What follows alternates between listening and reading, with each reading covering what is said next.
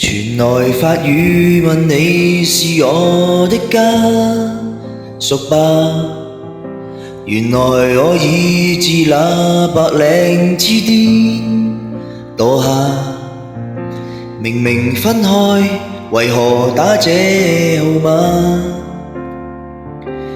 你可會很不解我怎不殺了他？我知不該，但是不改，像某種流亡的愛，千里之外，聯繫還是依在。有沒有一絲半秒傷悲？要是我今晚異地斷氣，問你可肯即夜趕搭通宵客機？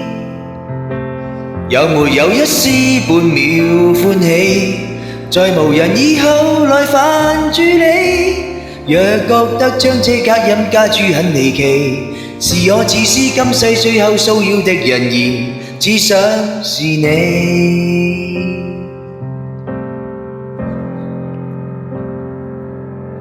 誰聯絡你？若我在某冰川遇難，然而教你苦痛亦算黑色羅曼。甜蜜那陣時，孤寡日子總講到大淚眼。誰料情感無常，這假設太簡單。你有沒有一絲半秒傷悲？要是我今晚異地斷氣，問你可肯即夜趕搭通宵客機？有沒有一絲半秒歡喜？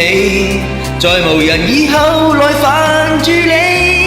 若覺得將這隔音加諸很離奇，是我自私今世騷擾最後的人言，只想是你，必須是你，很想被念記，即使淡淡微微，就算再生亦被嫌棄，都想借遺言說好想你，可惜最尾未夠運氣一起。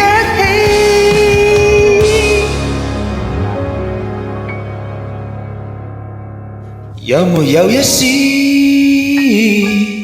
要是我今晚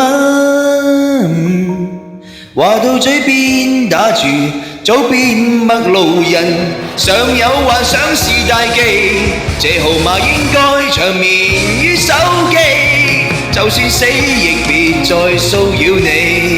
若覺得這惡作劇真的很頑皮，在告別式給我帶來奔喪的情人，只想是你。